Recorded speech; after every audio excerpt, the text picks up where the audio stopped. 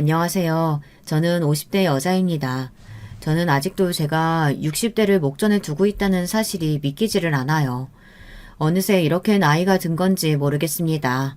정말 시간이 너무 빨라요. 저에게는 딸이 둘 있어요. 눈에 넣어도 아프지 않을 제 딸들 중 큰딸이 최근에 결혼할 남자가 생겼다며 소개를 해줬어요. 사실 얼마 전부터 주말에 한껏 꾸미고 나가기도 하고 카톡 푸사도 자주 바뀌길래 살짝 눈치를 채고 있기는 했었는데 딸아이가 직접 소개를 해주니 기분이 좋더라고요. 큰딸 남자친구는 직장도 탄탄하고 인물도 환칠하니 괜찮았어요. 사실 만나기 전에 미리 딸아이가 데이트한 사진도 보여주고 남자친구 이야기도 해줬는데 이미 제 마음에는 들더라고요. 직업이니 인물이니 하는 조건도 중요하지만 됨됨이가 된 것 같았어요. 한 번은 딸아이가 출근길에 가벼운 교통사고를 당한 적이 있었어요. 저도 연락을 받고 놀라서 곧장 병원으로 가서 진찰부터 받으라고 했어요. 제가 금방 가겠다고요. 그런데 이미 남자친구가 사고 현장까지 와서 사고 수습을 해주고 병원으로 가고 있다고 하더군요. 회사에 반차까지 내고 말이죠. 물론 한창 좋을 때니 남자가 잘 보이려면 뭘 못하겠나요. 하지만 제 나이 정도 되고 옆에서 지켜보다 보면 그게 다 진심인지 아닌지 구분하게 되더군요. 병원에서 검사까지 다 잘 마치는 것까지 옆에 있어주고 죽이랑 간식거리를 잔뜩 사서 집까지 바래다 줬더라고요. 거기다가 다음날부터 한 달 동안을 딸아이 출퇴근을 시켜줬어요. 딸아이 차가 수리가 다 될 때까지요. 제가 그런 마음이 고마워서 딸아이를 통해 집에 한번 놀러 오라고 맛있는 거 해주겠다고 했어요. 그런데 딸아이에게 제 번호를 받아 직접 연락을 했더군요. 하루 날을 잡아 저와 남편에게 식사 대접을 하고 싶다고요. 제가 스파게티를 좋아해요. 그 이야기를 들은 큰딸 남자친구가 파주의 유명한 스파게티 집을 예약까지 해뒀더군요. 거기다가 말도 잘하고 싹싹한 게 마음에 들었어요. 수아가 어머니 자랑을 엄청 해서 꼭 뵙고 싶었는데 왜 그렇게 자랑했는지 알겠어요. 저희 어머니랑 동갑이신데 훨씬 더 젊어 보이시고 세련되셨어요. 아이고 자네가 우리 수아 좋아하기는 하나 보다. 나이 든 아줌마 비행기도 태워주고 나중에 어머님 뵈면 그 말은 내가 꼭 비밀로 할게. 오랜만에 가족끼리 외식도 하고 분위기도 너무 좋았어요. 큰딸 남자친구가 저나 남편에게 잘 보이려고 하는 모습도 참 예쁘게 보였습니다. 제 딸아이를 많이 좋아하니 저에게도 잘 보이고 싶은 걸 테니까요. 사실 큰딸아이가 몇 년 전까지만 해도 결혼 안 하고 혼자 산다고 해서 마음이 쓰였었는데 좋은 사람을 만난 것 같아 마음이 좀 안심이 됐습니다. 사실 저에게는 딸이 둘 있지만 두 딸 중 큰딸이 저는 유독 더 마음이 쓰여요. 작은 딸보다 큰딸을 더 아낀다는 게 아니라 걱정이 더 많이 된다는 겁니다. 작은 딸은 어려서부터 하나부터 열까지 쫑알쫑알 다 이야기하는 아이였어요. 겁도 많아서 초등학교 4, 5학년 때까지 껌딱지처럼 제 곁에 꼭 붙어 다녔습니다. 성격도 밝고 활달해서 주변에 친구들도 많았어요. 반면 큰딸은 저를 참 많이 닮았습니다. 제 어린 시절을 큰애가 본 것도 아닌데 꼭 제 모습을 보고 따라하는 것처럼 행동할 때가 있었어요. 그럴 때면 저도 깜짝깜짝 놀라요. 큰딸은 성실하고 공부도 잘했지만 워낙 속 이야기를 터놓지 않았어요. 겉으로 보기에는 학교 생활도 잘하고 친구들과도 잘 지내는 것 같아 보이기는 하는데 통 먼저 말을 하지 않았습니다. 제가 물으면 항상 좋다고 잘 지낸다고만 했어요. 큰딸이다 보니 저는 그냥 의젓한 줄로만 알았는데 시간이 지나고 보니 그게 아니더군요. 큰딸이 중학교 때 힘든 일이 좀 있었는데 저한테 일절 말을 안 했더라고요. 나중에 선생님께 연락이 오고 나서야 알게 됐습니다. 알고 보니 같은 반의 여자애가 은근슬쩍 제 딸아이를 따돌리고 괴롭혔던 거예요. 방법이 아주 교묘한 게 남들이 보기엔 마치 둘이 가장 친한 친구인 것처럼 보이는데 실상은 그렇지 않았던 겁니다. 그 아이 이름이 이진아였는데요. 진아는 1학년 입학하자마자 제 딸아이와 매일 어울려 다녀서 저도 둘이 친한 줄 알았어요. 집에도 가끔 오고 집에도 전화가 온 적이 있었거든요. 그런데 알고 보니 진아가 제 딸아이를 다른 아이들과 어울리지 못하게 하려고 중간에서 딸아이가 하지도 않은 말들을 들었다며 이간질을 해서 아이들이 딸아이를 미워하게 만들었습니다. 그러면서 본인은 착한 척 제 딸아이를 도와주고 챙기는 척 한 거죠. 사실 저도 전혀 알 수 없었던 게 제 딸을 괴롭혔다는 애가 제가 아는 애였어요. 초등학교 때부터 같은 아파트에 살았던 애였는데 길에서 보면 인사도 잘하고 아침에 등교할 때가 되면 우리 집 초인종을 누르기도 했습니다. 저희 딸아이에게 학교에 같이 가자고요. 수아가 워낙 착해서 애들이 다 수아 좋아해요. 애가 워낙 밝고 말도 잘하길래 예뻐서 저는 집에 들어와서 밥도 좀 주고 간식도 챙겨주고 했어요. 그런데 걔가 저희 딸아이와 둘이 있을 때는 180도 달라졌답니다. 같이 학교에 가자고 데리고 와놓고는 아파트 단지를 벗어나면 바로 제 딸아이를 버려두고 다른 아이들과 어울려 갔답니다. 딸아이도 처음엔 다 같이 가자면서 자연스럽게 끼어들었는데 그 아이가 제 딸아이의 팔짱을 끼고 뒤로 빠지면서 귀에다 대고 속삭였대요. 너 이빨에 고춧가루 꼈어. 너랑은 더러워서 같이 안 갈 거니까 집에 가서 빼고 와. 얘들아, 수아는 집에 뭘 두고 왔대. 우리끼리 가자. 항상 교묘하고 민망하게 해서 딸아이를 따돌렸답니다. 그런 일을 1년 가까이 당하고도 딸아이는 제게 말을 안 한 거예요. 그러다가 1학년 다 돼갈 때쯤 담임 선생님이 알게 된 겁니다. 미술 시간에 찰흙으로 도자기를 만드는 수업을 했는데 색을 칠하기 전에 도자기를 말린다고 아이들 작품을 다 교실 뒤에 모아뒀대요. 그런데 그날 학교 시간 뒤에 담임 선생님께서 학교 뒤 공터에 지나가시는데 그 아이가 제 딸아이 작품을 발로 부수고 있는 걸 보신 거죠. 아무도 없는 공터에서 그 아이 혼자 신이 나서 발로 짓누르고 있었답니다. 선생님은 놀라서 애를 잡아다 물었는데 아무렇지 않은 얼굴로 애가 거짓말을 했답니다. 선생님, 이거 제가 일부러 부순 거 아니에요. 수아가 도자기 만든 게 마음에 안 든다고 버리고 싶다고 했어요. 그래서 제가 일부러 부숴준 거예요. 선생님께서는 단번에 거짓말이라는 걸 아셨지만 수아에게 확인은 해야겠다 싶어 다음날 수아를 불렀대요. 그러고는 교실 뒤에서 도자기 작품을 찾아오라고 한 겁니다. 영문을 모르던 딸아이는 도자기를 찾으러 교실 뒤로 갔는데 어디에도 본인의 작품이 없었던 거죠. 딸아이의 표정을 확인한 담임 선생님은 딸아이만 교무실에 데려가서 지금까지 그 아이와 있었던 일에 대해 상세히 물어보셨대요. 그때 담임 선생님이 아니었다면 저는 제 딸아이가 1년 동안 그런 괴롭힘을 당하고 있었다는 걸 전혀 몰랐을 거예요. 저는 그날 집까지 가지 못하고 중간에 자리에 멈춰서 그대로 펑펑 눈물을 쏟았어요. 제 딸아이가 너무 안쓰럽기도 했지만 옛날 생각이 나서 더 속상했어요. 저도 고등학교 때 딸아이와 비슷한 일이 있었거든요. 거기다가 저도 부모님이나 선생님께 말씀드리지 못했어요. 그것까지 딸의 행동이 비슷하니 마음이 더 아프더군요. 저는 고등학교 시절에 심한 따돌림을 당했어요. 저도 진아라는 애처럼 주동하는 아이가 있었습니다. 영숙이라는 애였는데 지금 생각하면 저보다 키도 훨씬 작고 어리숙하게 생긴 애였는데 왜 그런 애한테 당했는지 모르겠어요. 처음엔 영숙이와 친하게 지냈어요. 1학년 들어가자마자 자리도 가깝고 좋아하는 가수도 똑같아서 매일 쉬는 시간마다 같이 노래를 따라 부르고는 했습니다. 그런데 알고 보니 영숙이네 집이 저희 집과 가까웠어요. 학교 앞에서 걸어서 10분 거리에 있는 동네였는데 우연히 저녁 때 엄마 심부름을 가다가 영숙이를 만났습니다. 그런데 그날 하필이면 보지 않았어야 좋을 장면을 보고 말았습니다. 영숙의 아버지가 술에 잔뜩 취해 몸을 비틀거리며 길거리에서 영숙이를 혼내고 있었습니다. 이년이 당장 가서 소주 한 병 사오라는데 왜 이렇게 말을 안 들어? 당장 안 뛰어가? 돈도 없는데 뭔 돈으로 소주를 사와요. 돈이나 주고 심부름도 시켜야지. 이년이 어디 아버지한테 말대꾸야. 가서 외상으로 사와 빨리. 안 사오면 머리털 다 잘라버린다. 신고 있던 슬리퍼를 영숙이에 던지자 영숙이는 불이 나게 도망가려다 저를 마주쳤어요. 저는 영숙이가 민망할 것 같아 그 길로 바로 돌아서 집으로 돌아왔습니다. 저는 그날 밤 고민이 많았어요. 당연히 제가 본 장면을 누구에게도 말할 생각은 없었지만 영숙이가 걱정됐습니다. 영숙이 아버지는 저희 아버지와 매우 달랐거든요. 저희 아버지는 매우 엄하기는 해도 저한테 소리를 지른 적도 슬리퍼를 던진 적도 없었어요. 심부름을 자주 시키셨어도 술이나 담배 심부름 같은 건 절대 시키지 않았습니다. 여자는 그런 심부름 하는 거 아니라고요. 자식은 귀하니 다른 아버지도 다 그런 줄 알았는데 영숙의 아버지를 보고 저는 충격을 받았습니다. 영숙의 아버지도 매일 그러시는 건 아니겠지만 영숙이가 참 힘들겠다라는 생각이 들었어요. 저는 그날 밤 잠을 설치며 내일 영숙이를 만나면 어떤 말을 해야 자연스러울까 연습했습니다. 그런데 문제는 영숙이의 태도가 달라졌다는 겁니다.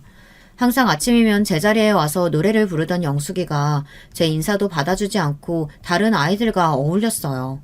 저는 어제 일이 신경 쓰여 그럴 수도 있지 싶어 다른 쉬는 시간에 제가 먼저 영숙이에게 다가갔는데 영숙이는 저를 무시했습니다. 거기다가 바로 다음 날부터 이상한 소문이 돌았어요. 제가 매일 밤 슈퍼에 가서 담배를 사간다고요. 어디서부터 소문이 났는지 담임 선생님까지 저를 교무실로 불러 물었습니다. 애들 말로는 네가 교복 입고 밤마다 여기저기 담배 사러 다닌다는데 혹시 아버지 심부름이라도 다닌 거야? 지금이야 아이들이 담배나 술을 살 수 없지만 옛날에는 워낙 부모님이 심부름들을 많이 시켜서 아이들이 슈퍼에서 술이나 담배를 살 수 있었어요. 아니요, 저 그런 적 한 번도 없어요. 부모님이 담배나 술 심부름은 안 시켜서 담배는 만져본 적도 없다고요. 암튼 너 조심해. 괜히 담배 같은 거 들고 다니다가 걸리면 아주 혼날 줄 알아? 저는 도대체 제가 왜 교무실까지 끌려가서 혼이 나야 하는지 억울하기만 했습니다. 제가 밤에 돌아다니기라도 했다면 덜 억울할 거예요. 워낙 겁이 많아서 7시면 집에 들어가는데 저를 도대체 누가 봤다는 건지 이해가 안 됐어요. 그런데 얼마 뒤 누가 그런 소문을 냈는지 바로 알게 됐습니다. 그건 바로 영숙이었습니다. 한 달 넘게 저에게 말도 걸지 않던 영숙이가 갑자기 저에게 와서 화장실에 좀 같이 다녀오자고 했습니다. 그러면서 제 팔짱을 확 끼더라고요. 저는 순간 기분이 좋았어요. 이제 좀 마음이 풀렸나 해서요. 그런데 그런 게 아니었습니다. 그날 종례 시간에 담임이 개인 물품 검사를 한다고 했는데 제 주머니에 담배를 불쑥 집어넣어 둔 거예요. 그 사실을 까마득하게 몰랐던 저는 순진하게 종례 시간에 아무 생각 없이 가방을 책상 위에 올려놨습니다. 주머니에 있는 물건들까지 다 올려놔. 담임 선생님의 말에 저는 무심코 주머니에 있는 물건도 다 책상에 올렸어요. 그런데 그때 제 손가락 사이에 담배가 걸려 있었습니다. 김순자, 너 이거 뭐야? 이거 담배 아니야? 너 내가 이럴 줄 알았어. 원래 아닐 땐 굴뚝에서 연기 나는 거 아니라니까. 소문이 괜히 날 리가 없지. 너 당장 교무실로 따라와. 타이밍도 참 기가 막힙니다. 제가 주머니에서 담배를 꺼내는 순간 담임 선생님하고 딱 눈이 마주쳤어요. 저는 그대로 담임 선생님 손에 교무실로 끌려갔습니다. 선생님, 이거 제 거 아니에요. 누가 일부러 넣어둔 거라고요. 그렇지 않고서야 제가 바보도 아닌데 주머니에서 버젓이 꺼내겠어요? 원래 익숙하게 들어있던 거라 모르고 꺼냈을 수도 있지. 난 눈으로 본 것만 믿어. 이게 저번에도 그냥 넘어가줬더니 정신 못 차리고 학교까지 담배를 가지고 와? 아무도 제 말을 믿어주지 않았습니다. 그날 학교가 끝날 때까지 저는 수업에 들어가지 못하고 교무실 앞에 무릎을 꿇고 앉아 있어야 했습니다. 제 주머니에서 나온 담배를 입에 물고요. 교무실 앞을 지나가는 선생님마다 제 머리를 한 대씩 쥐어받고 가셨습니다. 에휴, 어린 게 벌써부터 나쁜 걸 배우면 어떡하니? 너 그러다 뼈 삭는다. 그날부로 저는 학교에서 담배 피는 애로 낙인이 찍혔어요. 선생님께서 부모님께 연락하겠다는 걸 가까스로 막았습니다. 저희 부모님이 굉장히 보수적이고 엄한 분들이라 제가 담배를 가지고 있었다는 말을 듣기라도 하면 아마 뒤로 쓰러지실 거예요. 제가 제 담배가 아니라고 친구가 장난친 거라고 하면 아마 영숙이를 가만두지 않으실 겁니다. 저도 마찬가지고요. 저는 어린 마음에 제가 누명을 쓰더라도 아무에게도 말하지 않는 편이 낫다고 생각했어요. 지금 생각하면 아주 바보 같은 짓이었죠. 뒷일이 어떻게 되든 어른들에게 이야기를 했어야 하는데 그때는 제가 알아서 해결할 수 있다고 생각했어요. 그날 교무실에서 혼나고 나서 집에 돌아가는 길에 저는 영숙이네에 들렸습니다. 그리고 영숙이를 불러냈어요. 영숙이는 뻔뻔한 얼굴로 팔짱을 끼고 나왔습니다. 그러더니 왜 불렀냐고 짝다리를 짚고 말하더군요. 왜 불렀는지 몰라서 그래? 너지. 네가 내 주머니에 담배 넣어둔 거지? 뭐라는 거야? 네가 담배 가지고 있다가 들켜놓고 어디서 생사람을 잡아? 영숙이녀는 뻔뻔하게 잡아댔습니다. 제 주머니에서 나온 담배가 제 거라네요. 마음 같아서는 그대로 영숙이녀에게 달려들어 머리털을 다 쥐어뜯고 싶었어요. 지금 같으면 생각만 할 게 아니라 정말로 달려들었겠지만 그때는 제가 참 용기가 없었습니다. 영숙이, 너 진작부터 물어보고 싶었는데 나한테 왜 이러는 거야? 우리 원래 제일 친한 친구였잖아. 친구? 착각하지 마. 난 너랑 친구라고 생각한 적 한 번도 없는데? 교무실에서 말도 안 되는 일로 혼나고 영숙이네 오는 길에 혼자 화가 나서 씩씩거리기는 했지만 저는 일말의 기대를 하고 왔습니다. 영숙이와 다시 좋게 풀어질 수도 있지 않을까 하고요. 그런데 영숙이는 제 기대를 무참히 짓밟았습니다. 저를 친구로 생각한 적이 한 번도 없다네요. 그날 저는 아무 말도 하지 못하고 집으로 돌아왔습니다. 그날 밤이 저는 아직도 기억나요. 누가 들을세라 혼자 방 안에 들어와 이불을 뒤집어 쓰고 엉엉 울었습니다.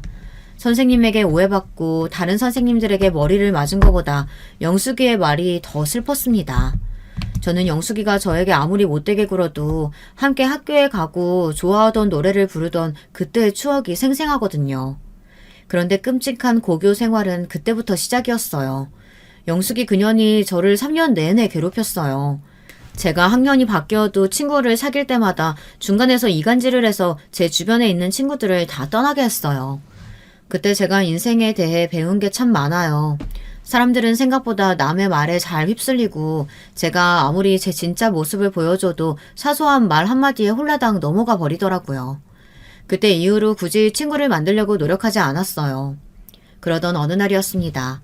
결정적으로 영숙이 그년 때문에 큰 사건이 한 번 있었어요. 어느 날부턴가 우리 집으로 이상한 장난 전화가 왔습니다. 어머니가 전화를 받으면 자꾸만 상대방이 전화를 끊었어요. 3, 4일에 한 번꼴로 그런 전화가 오다 보니 어머니는 이상하게 생각했습니다. 그리고 더 이상했던 건 저녁에 아버지가 퇴근하고 오시면 어김없이 전화벨이 울렸는데요. 아버지가 전화를 받으면 통화가 됐다는 겁니다. 네, 알겠습니다. 금방 나가겠습니다.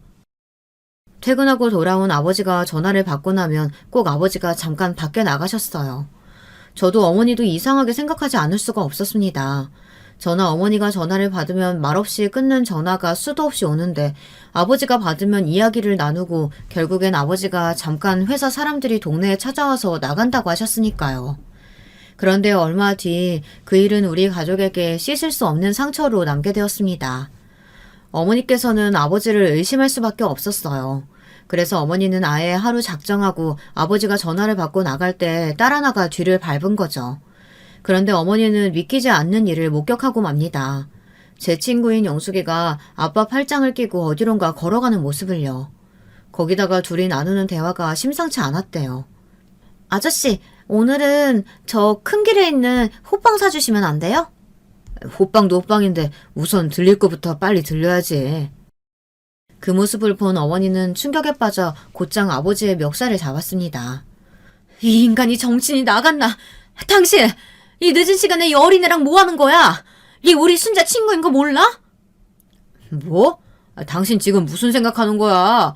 난 그냥 영숙이가 상황이 안 좋아서 도와주려고. 당신이 도와주긴 뭘 도와줘? 영숙이 네가 말해봐라.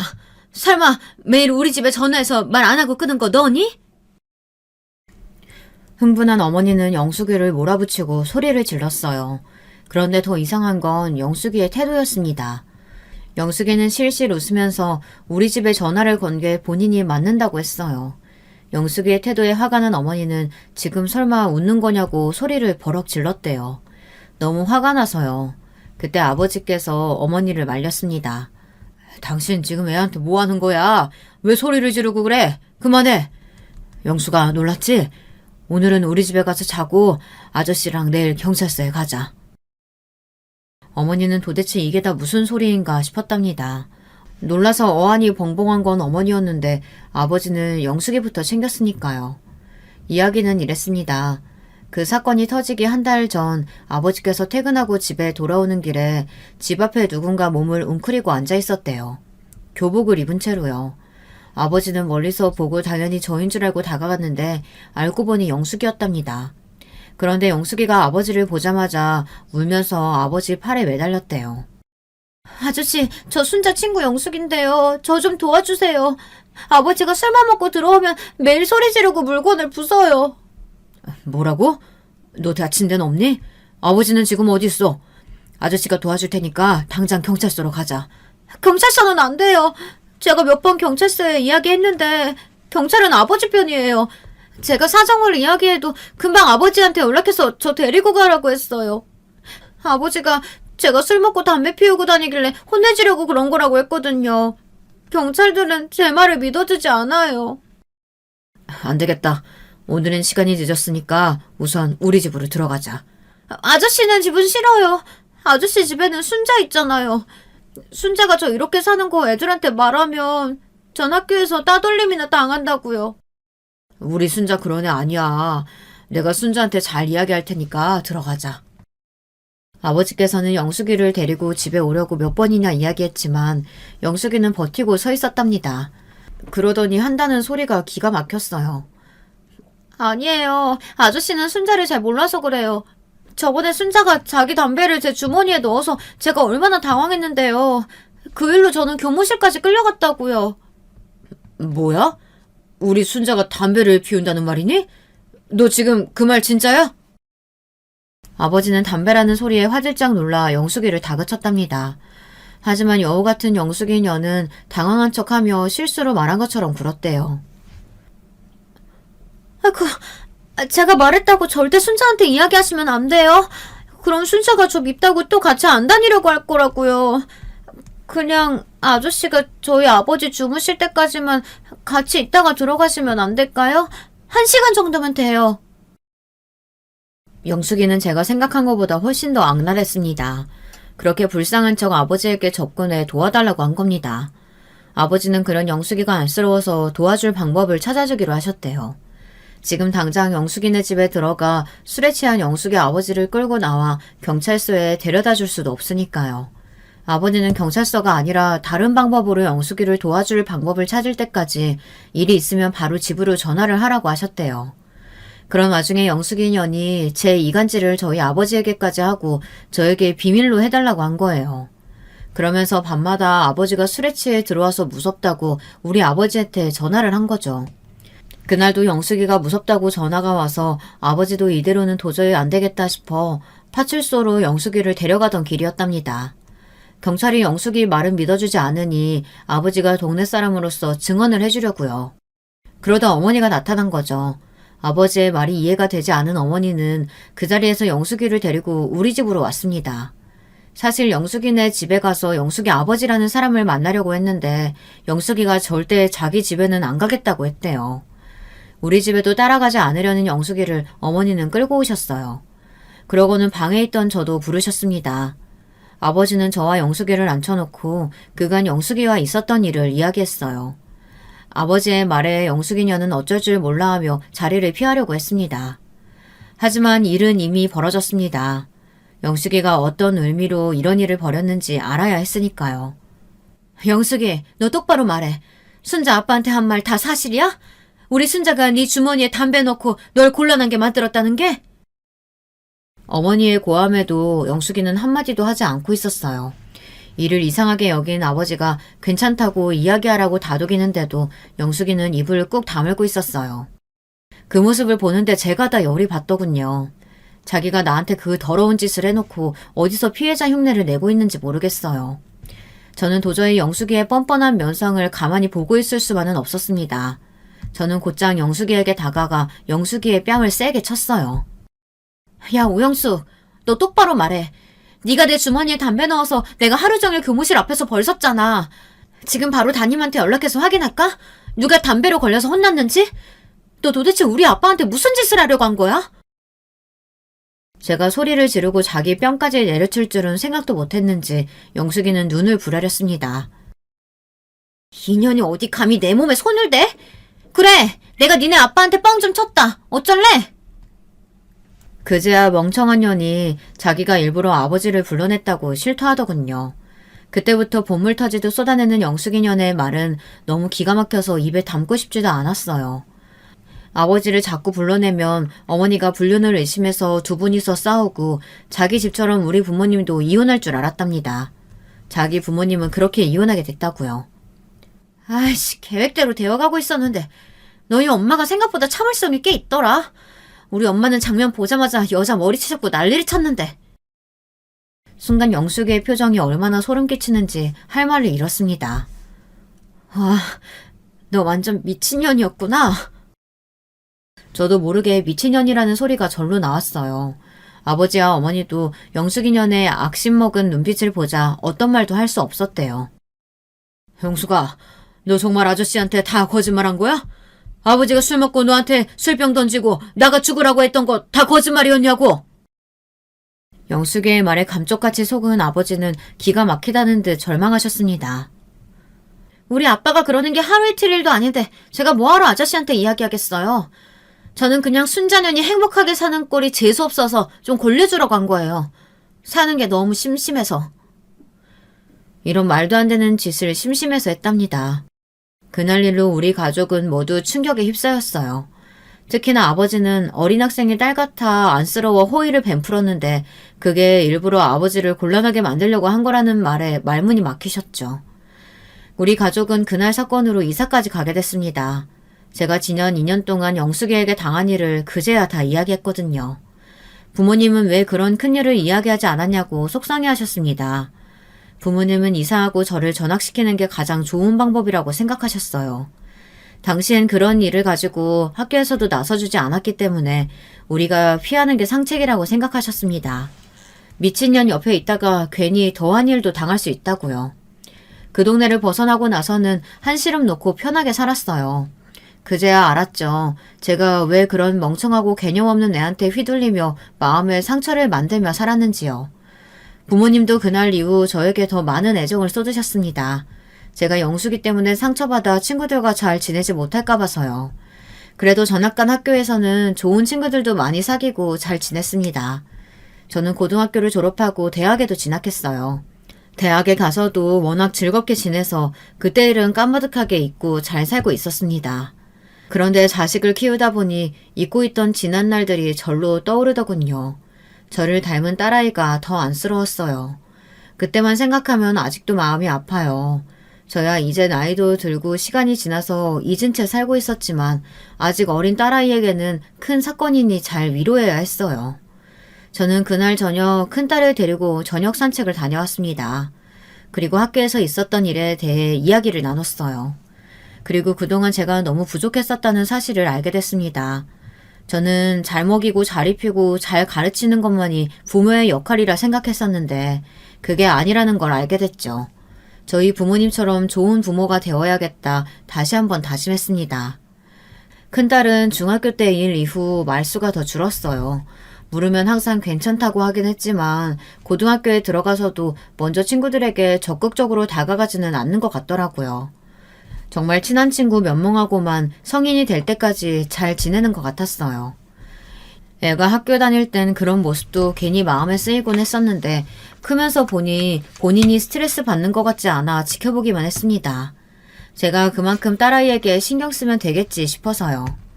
하지만 신경 쓰지 않으려고 해도 마음을 놓을 수만은 없는 게 딸아이가 성인이 돼서도 영 연애도 하지 않고 남자도 만나지 않는 것 같아 걱정되기는 했어요. 그런데 어느새 직장인도 되고 남자친구까지 소개해주니 대견하지 않을 수가 없었죠. 더군다나 큰딸의 남자친구가 사윗감으로도 손색이 없어 보였어요. 그러던 어느 날이었어요. 딸아이가 남자친구와 데이트를 하고 들어왔는데 신이 나서 왔더라고요. 무슨 좋은 일이 있었냐고 물으니 남자친구에게 프로포즈를 받았다고 하더군요. 딸아이 남자친구가 근사한 식당을 예약했길래 무슨 일인가 했더니만 가게 안에는 큰딸과 남자친구뿐이 없었대요. 잠시 후 직원들이 나와서 연주하고 큰 모니터에 결혼해달라는 문구도 쓰여 있었답니다. 남자친구에게 프로포즈를 받은 게 얼마나 신이 났는지 어린아이처럼 신이 나서 쉬지도 않고 이야기를 하더라고요. 딸아이의 행복한 얼굴을 보는데 저도 마음이 녹아내리는 것 같았어요. 사실 저희 딸아이가 대학 졸업하고 4년 넘게 마음고생을 좀 했습니다. 9급 공무원 시험 준비를 꽤 오랫동안 했는데 연속 3번 떨어져서 포기하고 마지막에는 에라 모르겠다. 마지막인데 후회 안 하게 도전하자 싶은 마음에 7급 공무원 시합을 봤는데 덜컥 붙어버렸어요. 그 이후로 딸아이는 운이 좋아 붙은 게 아니라는 걸 스스로 증명하기 위해 열심히 일했거든요. 3, 4년은 정말 일에만 매진했어요. 덕분에 구청으로 발령받아 인정받으며 열심히 일하고 있습니다. 저는 프로포즈 받았다며 신이 나서 이야기하는 딸의 얼굴을 보는데 그동안 딸이 고생하며 이뤄낸 것들이 파노라마처럼 눈앞에 생생하더군요. 항상 잘 될 거야, 걱정하지 말아라 응원만 해주기만 했지 부모로서 해준 게 너무 없었어요.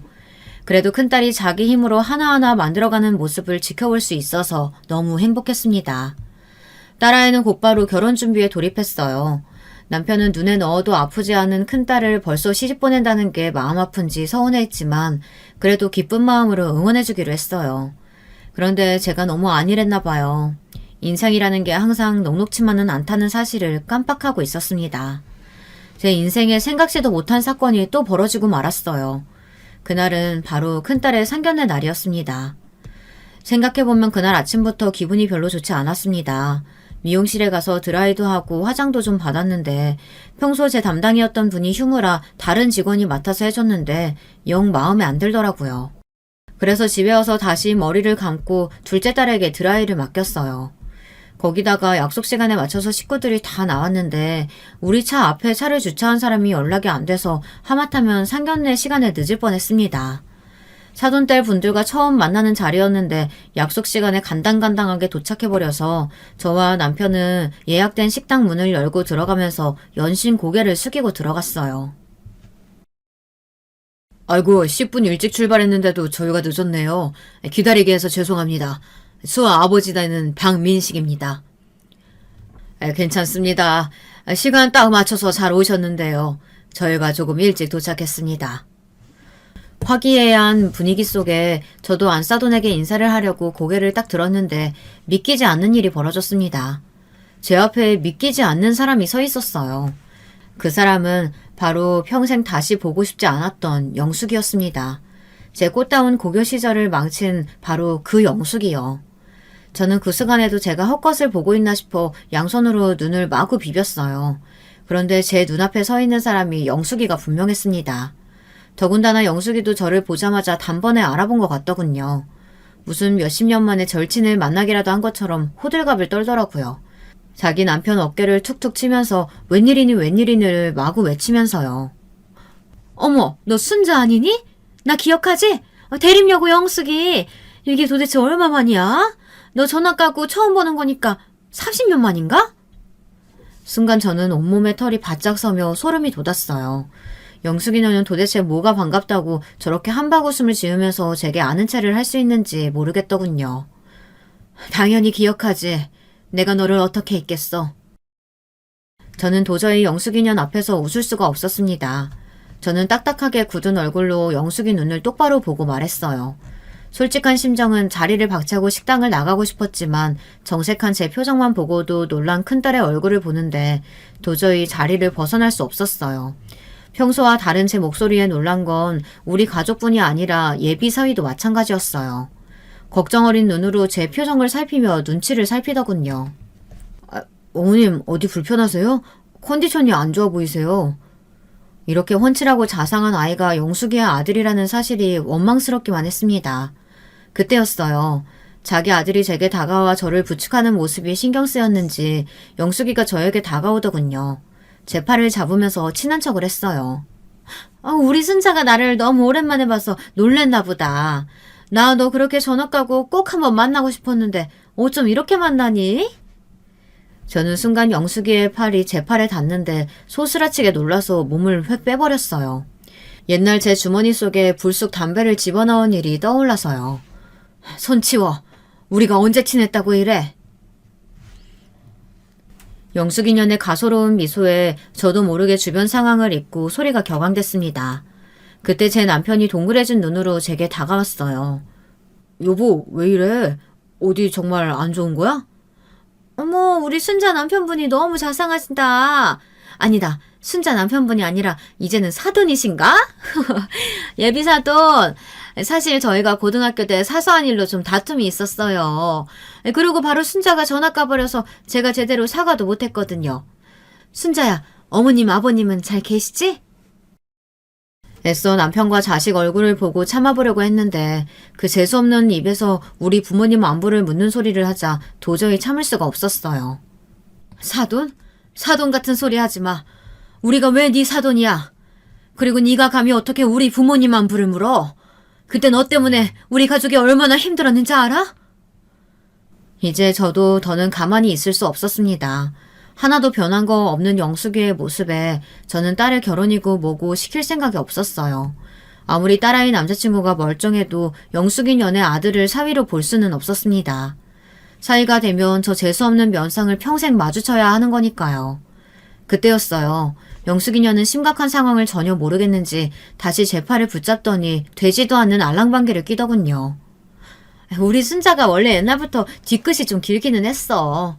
순자야, 이렇게 맞는 것도 인연인데 우리 지난 과거는 잊고 잘 지내보자. 내가 앞으로 잘할게. 순간 정말 제대로 눈이 돌더군요. 자기가 한 짓을 반성은커녕 뭘 잘못했는지도 모르는 것 같았습니다. 저는 제 팔을 잡는 영숙이의 어깨를 세게 밀치고 뺨을 올려붙였어요. 짝 소리가 나자 그 자리에 있던 모든 가족들이 놀라서 저를 바라봤습니다. 아! 야! 너 지금 뭐 하는 거야? 어릴 때 내가 한 번 맞아줬다고 네가 뭘 해도 되는 것 같아? 내가 이 정도로 받아줬으면 적당히 해야지. 자식들 앞에서 뭐 하는 거야? 너야말로 자식들 앞에서 부끄럽지도 않아? 내가 여기서 네가 나한테 무슨 짓 했는지 다 까발려줄까? 얼씨구, 내가 뭘 얼마나 잘못했다고 그래? 학교 다닐 때도 더럽게 소심하더니만 나이 들고도 철도 하나도 안 든 것 봐. 어릴 때 일 가지고 쪼잔하게 정말 왜 이래? 엄마, 그만해. 도대체 어머님이랑 무슨 일이 있었던 거야? 어머님, 무슨 일인지는 몰라도 죄송해요. 오늘은 그만 돌아가시고 제가 다시 인사드리겠습니다. 사람은 역시나 변하는 게 아니에요. 영숙이녀는 제가 뺨을 올려붙이자 곧바로 화르륵 열을 내며 제게 말을 쏘아붙였습니다. 그 상황에서도 당황하지 않고 저나 영숙이를 진정시키는 영숙의 아들이 대견했지만 저는 이 상황을 도저히 인정할 수 없었어요. 됐어. 나도 더는 할 말 없으니까 그만 돌아가자. 그리고 이거 하나만은 확실하게 하지. 내 사전에 절대 우리가 사돈이 되는 일은 없을 거야. 이 결혼 없던 걸로 할 테니까 그런 줄 알아. 저는 그대로 딸아이의 손을 잡고 식당을 나왔습니다. 당황한 남편과 둘째 딸도 제 뒤를 따라왔고요. 잠시 뒤 주차장까지 따라온 딸 남자친구가 저를 붙잡으려 했지만 저는 매몰차게 돌아섰어요. 아무리 아까워도 할 수 없죠. 영숙이년 아들이면 저에게 원수나 다름없으니까요. 그날 집에 돌아와 저는 가족들을 앉혀놓고 저와 영숙이 사이에 있었던 일을 설명했습니다. 물론 제가 겪은 일이다 보니 제가 감정이 격앙돼 너무 제 입장만 이야기했는지도 모르겠어요. 하지만 하나만은 확실합니다. 영숙이 년과 절대 사돈이 될 수는 없었어요. 제 이야기를 다 들은 큰딸은 고개를 푹 숙였습니다. 무슨 이야기인지 알겠어. 당신도 그 어린 나이에 마음고생 많이 했겠네. 그런 몰상식한 사람과 웃으면서 사돈으로 지낼 수는 없지. 남편은 저를 이해해줬습니다. 하지만 저는 고개를 푹 숙인 큰딸이 마음에 걸렸어요. 수아야, 엄마가 미안해. 네 남자친구도 있는 자리에서 그렇게 감정적으로 굴면 안 되는 거였는데 엄마도 너무 화가 나서 어쩔 수 없었어. 저는 딸이 저에게 화를 내거나 제 말대로 못하겠다고 하면 어쩌나 걱정이 됐습니다. 남자친구를 포기할 수 없다고 엄마가 좀 포기하라고 하면 제가 뭐라고 해야 하나 고민이 됐죠. 사실 그렇잖아요. 이건 순전히 제 일인데 저의 캐캐묵은 지난 일 때문에 사랑하는 아이들을 때려놓는다는 건 제 이기심이니까요. 아니에요, 엄마. 나도 중학교 때 이진아 걔 때문에 너무 힘들었잖아.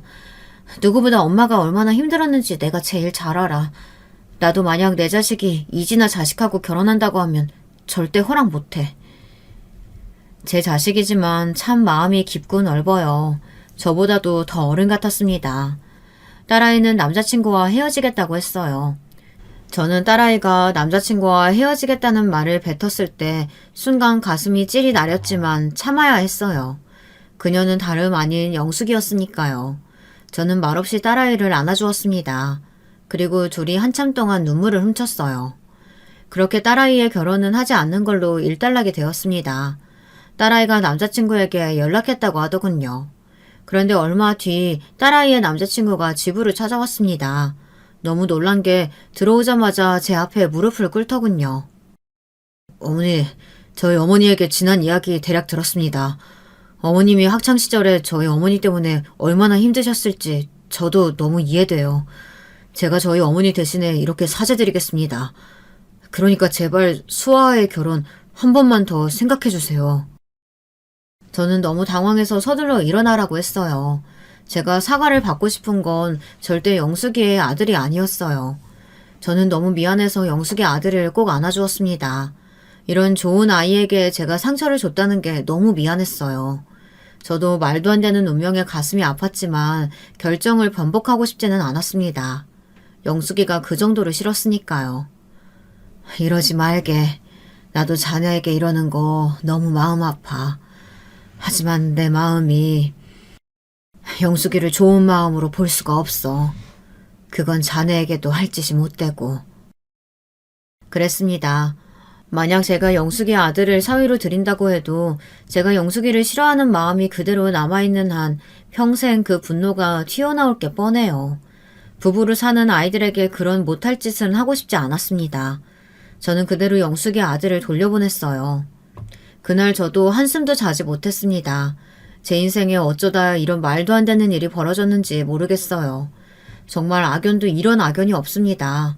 저와 영숙이 사이에 있었던 일 때문에 멀쩡하게 잘 만나던 젊은 아이들에게 이런 상처를 주게 될 줄은 몰랐어요. 영숙이 아들도 아들이었지만 제 딸아이도 많이 힘들어했어요. 항상 집에 오면 회사에서 있었던 일을 이야기하던 아이가 매일 방에서 나오질 않았습니다.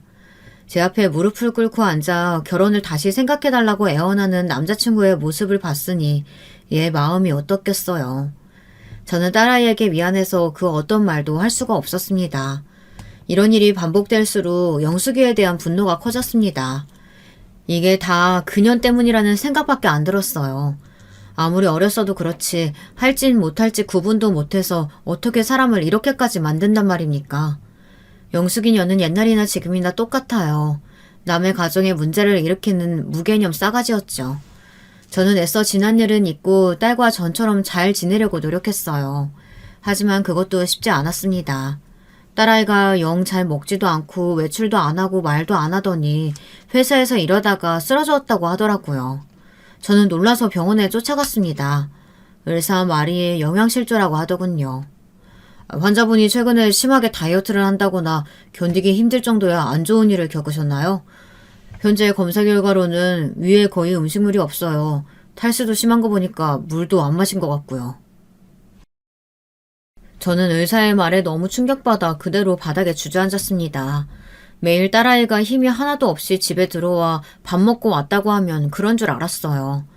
아침에도 밥상을 차려줘도 영 손을 안 대길래 좀 먹으라고 다그치기만 했습니다. 한순간에 사랑하는 사람을 잃은 아이의 심정은 생각도 안 하고요. 저는 가슴이 미어진다는 게 무슨 말인지 바로 알았습니다. 바로 그때의 감정이 그랬으니까요. 응급실 침대에 누워있는 딸아이의 얼굴을 보는데 심장이 떨어져 나간 것 같았어요. 그런데 그때였습니다. 제 핸드폰이 울렸어요. 모르는 번호라 받지 않으려다가 전화를 받았습니다. 그런데 그 전화는 바로 영숙이에게 온 전화였어요. 타이밍도 기가 막혔습니다. 저는 짜증스러운 목소리로 왜 전화했느냐고 소리부터 질렀어요. 그러자 차분한 목소리로 영숙이가 저를 보고 싶다고 하더군요. 저는 영숙이의 차분한 목소리마저 화가 났어요. 자기 때문에 내가 또 이렇게 불행해졌는데 멀쩡한 영숙이년이 너무 싫었습니다. 나 지금 내 딸 쓰러져서 병원 응급실에 와 있어. 니년 때문에 내 딸이 식음을 전폐해서 병원에 누워있다고. 저는 화가 나서 저도 모르게 눈물을 쏟으며 소리쳤습니다. 저는 당연히 영숙이년도 저처럼 소리를 지를 줄 알았어요. 그게 왜 자기 탓이냐고요. 그런데 생각지도 못한 대답이 돌아왔습니다. 수아가 쓰러졌다고? 어느 병원이야? 내가 지금 바로 갈게. 갑자기 본인이 오겠다며 어느 병원이냐고 묻는데 어이가 없더군요. 저는 네가 여길 왜 오냐고 소리쳤지만 영숙이는 여전히 가라앉은 목소리로 한 번 더 어느 병원인지 물었어요. 안 그래도 저에게 할 말이 있어서 만나자고 하려고 했다고요. 잠시 뒤 영숙이는 정말 병원에 찾아왔습니다.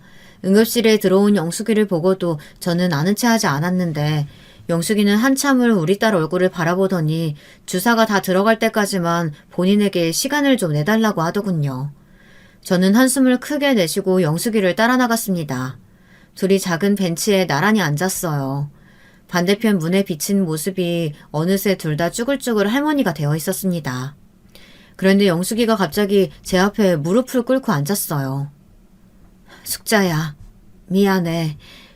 저번엔 너한테 괜히 자존심 부리면서 헛소리 했지만 나 사실 최근에 너 찾으려고 했어. 죽기 전에 꼭 너한테 사죄하려고. 순간 떨리는 영숙이의 목소리에 저는 가슴이 떨리기 시작했습니다. 죽기 전이라니. 너 무지 건강해 보이거든? 저는 괜히 떨리는 목소리를 숨기기 위해 더 목소리에 힘을 줬어요. 그때였어요. 영숙이가 믿기지 않는 소리를 했습니다. 나 사실 3개월 남았대. 나 작년에 취장암 말기 진단받아서 수술도 안 된다는 거 우리 아들이 우겨서 수술했어. 그래서 지금까지 버티고 또 버텼는데 최근에 전이가 됐다네. 의사가 상황이 너무 안 좋아서 아마 더 살기는 쉽지 않을 거래. 순간 놀란 저는 말문이 턱 막혔습니다. 그래서 도대체 무슨 말을 하는 거냐고 거짓말하지 말라고 다그쳤어요. 저는 저도 모르게 눈에 눈물이 고였습니다. 너한테 잘못한 거 벌 받는 거지 뭐. 그래서 우리 아들이 결혼 더 서두른 거야. 나한테 자기 결혼하는 모습 보여주고 싶다고. 그러니까 순자야. 지난날 내가 잘못한 거 눈 감아주기 힘들겠지만 어차피 나 몇 달 후면 이 세상에 없어. 그러니까 우리 아들 좀 사위로 받아줘. 우리 아들이 수아를 너무 사랑해. 내가 평생 우리 아들한테 해준 것도 없는데 좋아하는 여자 포기하고 살라고 어떻게 해. 나 그러면 정말 눈 못 감아. 영숙이의 애원을 듣는데 저는 참을 수 없이 눈물이 쏟아졌습니다. 저는 영숙이를 일으켜 세웠어요. 이 못된 년. 날 그렇게 힘들게 하더니 이제 와서 왜 사람을 죄인 만들어. 네가 왜 죽어. 내가 용서도 안 했는데 왜 네 마음대로 죽냐고. 저는 영숙이의 몸을 흔들며 원망을 늘어놓았습니다. 미안해. 네가 부러워서 그랬어. 난 매일매일 불행한데 넌 행복해 보여서 셈이 나서 그런 거야. 제발 용서해줘, 순자야. 영숙이의 눈물 어린 사과에 저는 어쩔 줄 몰랐습니다. 영숙이가 죽는다는데 제 평생의 원수가 죽어버린다는데 이 모든 게 아무 의미가 없다는 생각이 들더군요. 그 이후로 어떻게 됐냐고요? 여러분들이라면 과연 어떻게 하셨을 것 같으세요? 저는 끝까지 무릎을 꿇고 앉아 저에게 사죄하는 영숙이를 끌어안았습니다. 그리고 지난 날을 후회했어요. 조금만 미워할 걸, 조금만 원망할 걸. 이게 다 제가 영숙이를 미워해서 일어난 일인 것 같아 미안했어요. 네 아들 걱정하지 마. 내가 내 아들처럼 보살필 거야. 미안해, 영숙아. 내가 미워해서, 원망해서 미안해. 제가 해줄 수 있는 건 그 말밖에 없었어요. 얼마 전 저와 가족들은 영숙이를 떠나보냈습니다. 그리고 몇 개월 전 아이들을 결혼시켰어요. 아들이 결혼해서 잘 사는 모습을 봐서인지 영숙이는 의사가 말한 3개월을 훌쩍 넘기고 반년이나 더 살았습니다. 저희 곁을 떠날 때도 제 손을 꼭 붙잡고 떠났어요. 끝까지 미안하다고 말하는 영숙이가 안쓰러웠지만 저는 그날로 영숙이를 완전히 용서했습니다. 그리고 오늘의 사연은 하늘에 있는 영숙이에게 바치는 거예요. 속이 좁은 친구라 미안했다, 영숙아. 우리 다음에는 진짜 친구하자. 제 사연을 끝까지 들어주셔서 감사합니다. 제가 저의 부족한 부분마저 드러내며 용기 내 사연을 보낸 만큼 여러분께서 저의 앞날을 응원하는 댓글을 남겨주세요. 언제나 여러분의 가정에는 항상 행복한 일만 가득하시길 바라겠습니다. 여러분, 두 번째 사연 시작하기 전에 좋아요, 구독 꼭 눌러주실 거죠? 그럼 두 번째 사연 바로 시작합니다. 여자로 태어나 느낄 수 있는 수많은 행복 중 가장 감동적인 순간은 단연 출산의 순간이라 생각했습니다. 사랑하는 사람과 저의 모습을 반반씩 닮아 신기하기만 한 작은 생명체가 꼬물거리는 모습만 봐도 눈물이 날 정도로 행복할 것 같았죠. 그런데 현실은 제가 기대한 것과는 전혀 달랐습니다. 살다 보니 이 세상엔 상식이라는 것이 전혀 통하지 않는 분들도 있더군요. 그리고 결혼 전에는 오로지 제 말만 듣던 유별난 사랑꾼 남친도 결혼을 하고 나니 별 수 없더라고요. 저도 처음엔 제가 제 발등을 찍은 것이니 할 수 없다 매일 밤마다 도저히 억울해서 잠에 들 수가 없었습니다. 지금 이 순간에도 제 곁에서 꾸물거리고 있는 딸아이를 생각해서라도 어떻게든 참고 살고 싶지만 도저히 이 집에서는 하루도 견딜 수가 없으니 어떻게 해야 좋을지 모르겠습니다. 저는 위로 오빠만 둘인 집의 막내딸로 태어났습니다. 안 그래도 여자아이가 귀한 집안에 막내로 태어났으니 어릴 때부터 터울이 좀 있었던 오빠들과는 달리 할머니, 할아버지의 사랑까지 독차지하며 아주 귀하게 자랐습니다. 주변 친구들도 모두 다 저를 부러워했어요. 인자한 성품에 경제력까지 가지신 부모님과 제 말이라면 하늘에서 별도 따다 줄 것처럼 구는 오빠들까지 저는 행복했습니다. 하지만 때론 한 번씩 그런 저를 시기하여 대놓고 괴롭히려고 하는 애들도 있었어요. 중학교 때는 자꾸만 일진 아이들의 표적이 되곤 했었는데 처음엔 준비물을 멋대로 빌려가서 돌려주지 않거나 화장실 앞에 줄을 서 있으면 일부러 제 앞으로 와서 새치기 하는 정도였습니다.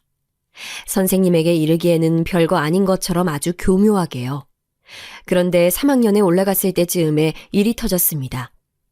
아버지께서 유럽으로 출장을 가셨다가 오시며 사다 주신 가방을 메고 다녔었는데 수업이 끝나고 하교를 하던 저를 일진 애들이 데리고 으슥한 골목으로 끌고 가 다짜고짜 가방을 빼앗아 뒤집어 안에 물건들을 바닥에 던져 놓았습니다. 뭐야? 생각보다 돈도 없네? 비싼 가방을 들고 다니길래 당연히 돈도 많겠지 싶어 뒤졌는데 별거 없다며 이 가방 짜가 아니냐면서 저들끼리 낄낄거리며 욕도 하더니 손을 들어 보이며 손찌검을 할 것처럼 하더군요. 저는 처음으로 제 주변을 둘러싸고 있는 아이들이 무서웠습니다. 학교 안도 아니었고 지나가는 사람도 없는 한적한 곳이었으니 어딘가로 도움을 청할 수도 없었죠. 그래도 이대로 당하고 있을 수만은 없었습니다. 한번 당해주고 넘어가면 앞으로도 계속 만만하게 생각할 게 뻔했으니까요. 저는 가방을 돌려달라고 소리를 질러보려 했지만 저도 모르게 목이 메며 울먹이게 되더군요. 일진 아이들이 제 목소리를 가지고 또 시시덕거리며 놀려댔어요. 그 순간 제 교복 치마 안에 있던 휴대폰이 떠올랐어요.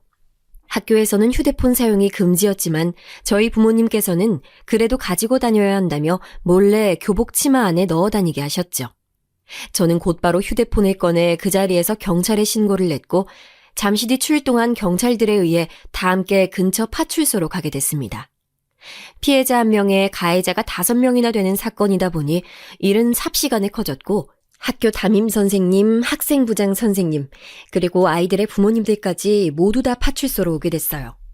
저는 그날 언제나 인자하고 차분하기만 하셨던 저희 부모님의 새로운 모습을 보고 말았습니다.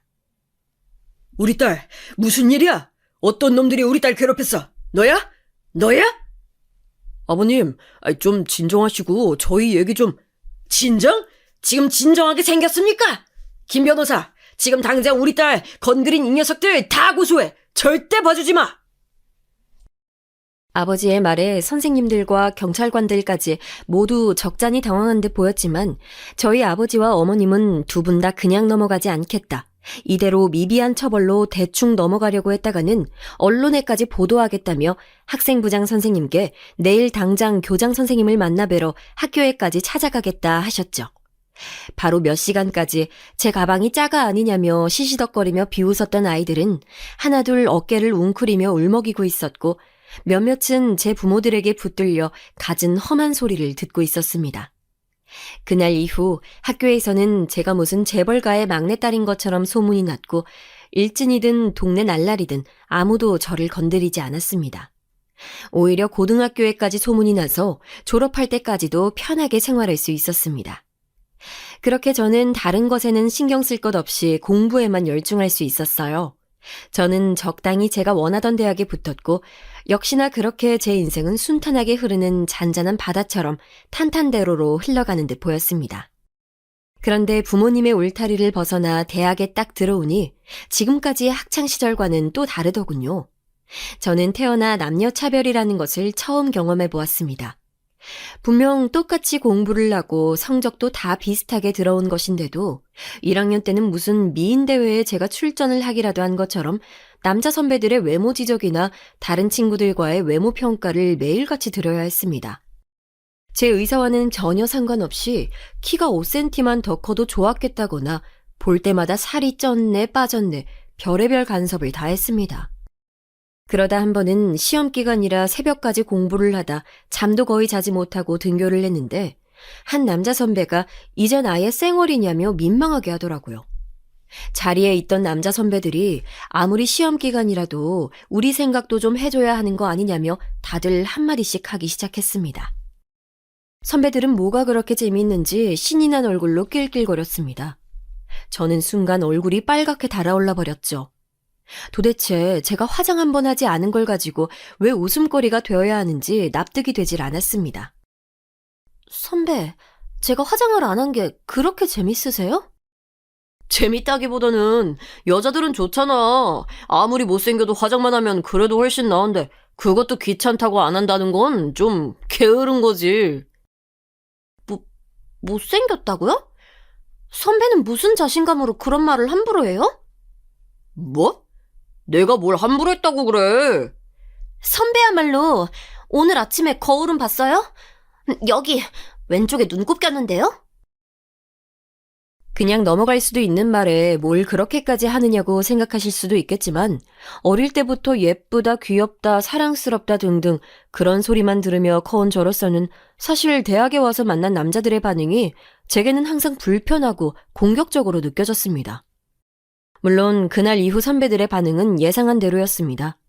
저를 농담도 받아줄 줄 모르는 앞뒤가 깍깍 막힌 개싸가지 1학년으로 만들어버렸으니까요. 앞으로 제 앞에서는 농담 한번 못하겠다면서요. 그렇게 저는 순식간에 남자 선배들 사이에서 개념 없고 드세기로 유명한 후배로 낙인이 찍혔어요. 다들 뒤에선 수군거리면서도 제 앞에서는 다들 말조심하는 척 굴었죠. 기왕 이렇게 되어버린 거 공부에나 열중하자 싶어 자격증도 열심히 따고 인턴십도 할 수 있는 한 열심히 다 참여했습니다. 그렇게 바쁘게 지내다 보니 학년이 올라갈수록 거지 같기만 했던 남자 선배들과의 관계도 어느 정도 익숙해지더군요. 인턴십 정보를 주워 듣거나 스터디라도 하려고 하다 보면 남자 선배들과의 관계를 전혀 무시할 수가 없었습니다. 그렇게 좋게 좋게 넘어가며 지내다 보니 어느새 알아서 제 얼굴이나 몸매를 저 스스로가 비하하고 있었습니다. 또 먹어? 다이어트 한다고 하지 않았어? 선배, 맛있으면 0칼로리. 다이어트는 내일부터. 몰라요? 놀라셨죠? 맞습니다. 마지막 대사가 제 대사 맞아요. 이제는 저런 말을 들어도 예전만큼의 타격이 없었어요. 오히려 웃을 수 있는 여유까지 생겼죠. 다이어트 할 때가 어딨다고. 저는 뒤쪽에서 들려오는 소리에 입에 떡볶이를 잔뜩 물고 손에 튀김까지 든 상태로 돌아섰는데 그곳에는 새로 복학한 남자 선배가 서 있었습니다. 제가 1학년 때 선배는 휴학을 해서 자주 보지 못했었는데 언뜻 보기에도 그때보다 훨씬 더 남자다워진 모습이더군요. 아니, 오히려 이렇게 잘생겼었나 싶었습니다. 저는 입에 물고 있던 떡볶이를 오물거리며 선배의 얼굴을 빤히 올려다봤습니다. 그리고 그날 저는 그 선배에게 첫눈에 반해버리고 말았어요. 지금까지의 제 대학 생활에 대해 다 알고 계시니 아시겠지만 저는 그 흔한 소개팅 한 번, 미팅 한 번 나가본 적 없는 모태솔로였습니다. 그래서 좋아하는 사람이 생겼대도 어떻게 해야 할지 몰랐죠. 친구들도 답답해할 정도로 그냥 혼자 멀리서 바라보며 흐뭇해하고 좋아할 뿐이었습니다. 그러던 중 제게도 기회가 찾아왔습니다. 선배가 하고 있다던 봉사 모임에 가입하고도 별다른 이벤트가 없어 지켜만 보고 있었는데 이번에야말로 선배와 함께 봉사활동 모임이 잡힌 것이었습니다. 봉사 장소는 버스까지 대절하고 가야 할 만큼 장소가 멀었는데 저는 친구들의 짐까지 모두 다 실어주면서까지 버스 밖에서 기다리고 있다 선배가 인원 체크를 하고 버스에 올라타는 것을 확인하고는 후다닥 빠르게 달려들어 선배의 옆자리를 사수했습니다. 역시나 선배는 제가 생각한 대로 좋은 사람이었습니다. 다른 선배들처럼 시답지 않은 농담 같은 건 절대 하지 않았고 매사에 진중하고 저를 배려했습니다. 바로 이런 게 첫사랑이구나 생각할 만큼 가슴이 뛰었죠. 봉사활동은 어르신들이 계신 시설에 청소도 돕고 지원받아온 물건들을 나르는 것이었는데 생전 처음 해보는 일이어서 그랬는지 제가 생각했던 것보다 일이 고됐습니다. 그리고 중간에 비까지 내려 바닥도 미끈거렸죠. 저는 우비를 쓴 채 차로 뛰어가 마지막으로 남은 박스를 들고 나왔는데 사이즈가 큰 우비가 자꾸 흘러내려 앞이 제대로 보이질 않아 병원 바로 입구까지 다 와놓고는 쾅 넘어지고야 말았습니다. 반바지를 입고 있는 상태로 그대로 바닥에 넘어졌으니 무릎이 다 까졌는지 무릎이 욱신거려 일어날 수가 없었죠. 괜찮아? 아, 비는 사랑을 타고 내린다고 했나요? 딱 바로 그 노랫말과 찰떡인 순간이었습니다. 비에 홀딱 젖어 바닥에 넘어졌을 땐 서름이 목 끝까지 차오르더니만 선배의 목소리가 들리자마자 무릎에 느껴지던 통증들이 모두 다 싹 사라지는 것만 같았죠. 저는 괜찮다며 자리에서 일어나려고 했는데 선배가 불쑥 제 앞에 무릎을 굽히고는 앉는 것이었습니다. 엎혀. 어머. 제 머릿속에서는 이미 비가 아닌 폭죽이 연신 터지고 있었습니다. 사실 그대로 일어나 성큼성큼 걸을 수도 있었지만 저는 애써 몸을 베베 꼬며 선배의 넓은 어깨를 잡고 일어나 비에 흠뻑 젖은 등에 엎였습니다. 제 몸도 비에 젖어 물에 넣은 손뭉치처럼 무거울 게 뻔한데도 선배는 조금의 흔들림도 없이 그대로 버스로 저를 업고 올라가 의자에 앉혀주고는 제 무릎부터 살폈습니다. 비에 젖어 더 잘생겨 보이는 선배의 얼굴을 정면으로 마주보고 있어서인지 양쪽 무릎에서 피가 흐르고 있는데도 저는 전혀 통증이 느껴지질 않았습니다. 그리고는 하늘에 대고 연신 감사하다며 손을 모아 인사했습니다. 지금껏 고생스러웠던 대학 생활은 다 잊고 선배와의 행복한 미래만 꿈꾸면서요. 봉사활동을 마치고도 선배가 붙여준 밴드를 양쪽 무릎에 훈장처럼 달고는 선배의 옆자리에 앉아 학교까지 돌아왔습니다. 바닥에 앉아 비를 많이 맞았으니 감기에 걸릴지도 모른다면서 선배는 자신의 카디건까지 덮어주더군요. 이 남자의 매력은 도대체 어디까지일까요? 저는 더더욱 선배의 매력에서 헤어나오질 못했습니다. 그럼에도 용기가 없었던 저는 고백도 하지 못한 채 학교에서도 봉사활동을 할 때에도 언제나 껌딱지처럼 선배의 곁을 맴돌기만 했어요. 저는 수많은 멜로 영화와 연애 소설들을 뒤져 선배의 마음을 잡을 수 있는 고백의 말들을 찾아보려 했었지만 어떤 것도 제 마음을 대신할 순 없는 것 같았습니다. 그렇게 시간만 허비하는 사이 선배의 졸업식이 다가왔습니다. 수업도 친구들과의 수다도 어느 것 하나 귀에 들어오질 않았죠. 그런데 그때 제게 꿈 같은 일이 벌어지고야 말았습니다. 수업이 끝나고 강의실을 나서려는데 강의실 앞에 선배가 저를 기다리고 있었어요. 장미 한 송이와 함께요. 저는 웬 꽃이냐고 물었고 선배는 데이트 신청에 그냥 오는 것은 매너가 아닌 것 같아 꽃을 사왔다고 했습니다. 저는 지금 제가 듣고 있는 말이 꿈인가 싶어 제 볼을 세게 꼬집었습니다. 선배가 제게 데이트 신청을 하다니요.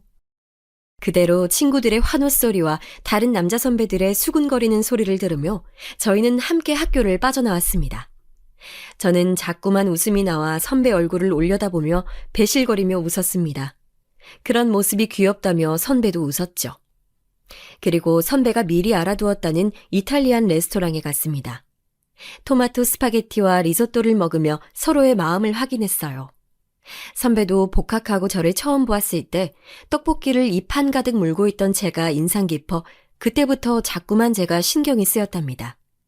그래서 봉사활동을 하러 제가 갔을 때도 선배는 내심 좋았고 옆자리에 함께 앉았을 때도 좋았는데 용기가 없어 지금까지 표현하지 못했다네요.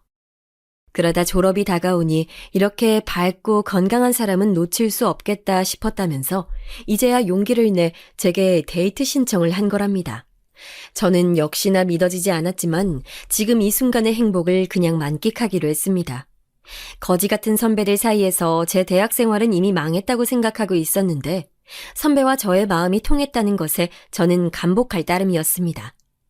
그렇게 취업 준비생과 대학 졸업반의 연애가 시작됐고 저희는 나름대로 서로의 위치에서 서로를 응원하며 제가 그토록 꿈꿔왔던 핑크빛 로맨스를 이어갔습니다. 남자친구가 된 선배는 제가 생각했던 모습과 전혀 다른 점이 없었습니다. 역시나 다정했고 차분했으며 항상 제 편이 되어주었죠. 마치 저희 부모님처럼요.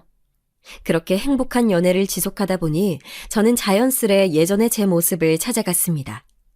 자존감도 높고 누구보다 제 자신을 사랑하던 저의 모습으로요. 그렇게 저희 두 사람은 성장해 어느새 둘 다 직장인이 되었습니다. 남자친구는 대기업은 아니었지만 그래도 꽤 탄탄한 중소기업에 취직을 했고, 저는 대학 때 아르바이트를 하던 학원에 자리가 생겨 학원 강사로 들어가게 됐습니다. 취직도 하고 연애 기간이 길어지니 저는 자연스레 결혼 생각이 들었습니다. 저는 선배라면 평생 행복한 가정을 꾸리고 잘 살 수 있을 것만 같았죠. 그래서 저는 저희 부모님께 결혼 얘기를 꺼냈는데, 부모님께서는 지금까지 연애하는 것까진 반대하지 않았지만 사실 선배네 집 환경도 마음에 들지 않고 아직 결혼까지 생각하기엔 조금 빠른 것 같다면서 결혼은 둘만 좋아서 하는 게 아니라 하시며 제가 생각했던 것과는 다른 방향으로 얘기를 하시더라고요. 사실 저는 부모님 반응에 조금 놀랐습니다. 제 생각에 반대하시는 일은 처음 있는 일이었으니까요. 오빠들은 다 알아서 결혼했잖아. 왜 나한테만 안 된대? 네가 오빠들하고 같아?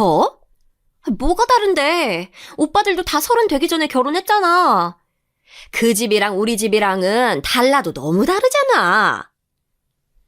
선배 부모님께서는 지방에서 작은 식당을 운영하고 계시다고만 부모님께서는 알고 계셨는데, 그것도 선배의 아버님께서 그 전에 하시던 사업이 잘못되는 바람에 여기저기서 빚을 끌어다 간신히 생계만 유지하기 위해 운영하고 있다는 이야기까지는 저희 부모님께는 말씀드리지도 않았는데도 집안이 마음에 들지 않으신다고 하시니 저는 당황하지 않을 수가 없었죠.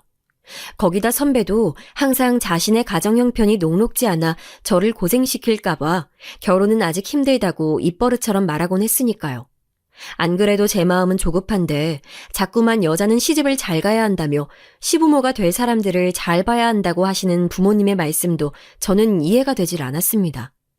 여자도 남자도 두 사람 모두 서로가 좋아 함께하기 위해 하는 결혼이었는데, 여자는 마치 새로운 직장이라도 구하는 것처럼 시집을 잘 가야 한다는 식으로 하는 말이 좋게 들리진 않았죠.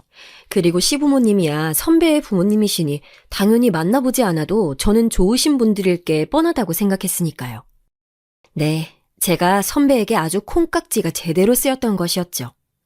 그 이후에도 저희 부모님께서는 제가 선배와의 결혼 얘기를 할 때마다 썩 내켜하시진 않았습니다.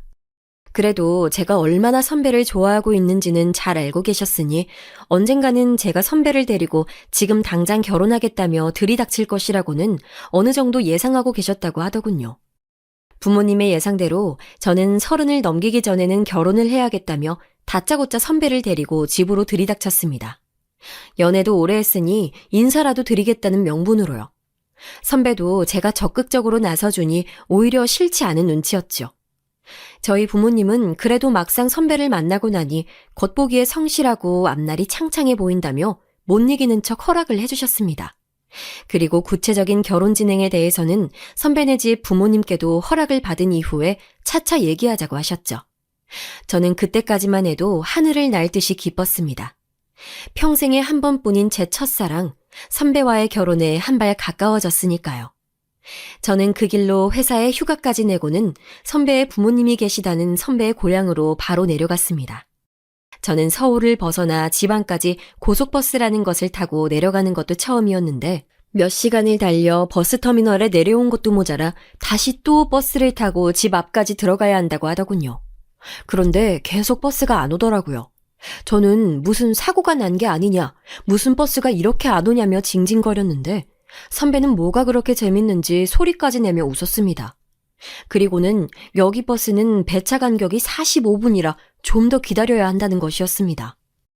와, 저는 정말 육성으로 소리를 지르고 싶었지만 어쩌겠어요. 이 동네는 그렇다는데. 버스에서 내려서도 선배를 따라 차들이 달리는 도로 옆 갓길을 한 줄로 서서 그렇게 한참을 걸려 드디어 선배의 집에 도착했습니다. 그런데 저는 태어나 그런 집은 처음 봤습니다. 차들이 쌩쌩 달리는 도로 바로 옆에 집이 있더군요. 컨테이너? 조립식 주택? 아무튼 공사장 한켠에 일꾼들이 숙소로 쓸 것만 같이 생긴 집이 선배가 대학에 올 때까지 살았다던 부모님의 집이었습니다. 저는 티를 낼 순 없었지만 서울보다도 훨씬 더 집값이 싼 지방에서 이런 집에 살 정도로 힘들게 살았다면 선배가 지금까지 얼마나 힘들었을지 저는 예상조차도 되지 않았습니다. 선배는 제 앞에서 한 번도 티를 내지 않았으니까요. 선배 부모님께서는 저희 부모님보다도 나이는 젊으셨는데 겉으로 보기엔 훨씬 더 나이가 들어 보이시더라고요. 아무래도 몸도 마음도 많이 고생을 하셨으니 그렇겠다 싶었죠. 식사를 마치고 서울에서 제가 사간 과일 바구니에서 과일을 꺼내 어머니와 주방에 서서 나란히 씻으며 잠깐 얘기를 나눴는데 어머니께서는 아들에 대한 애정이 남달라 보이셨어요. 내 아들이지만 어릴 때부터 얼마나 총명하고 똑똑했는지 몰라. 6년 내내 반장을 아주 도맡아 했다니까. 와, 진짜요? 그렇다니까. 이 동네에 그 먼 서울까지 대학 간 애는 우리 아들밖에 없어. 대학 때도 인기 진짜 많았었는데. 선배는 원래부터 멋있었나 봐요.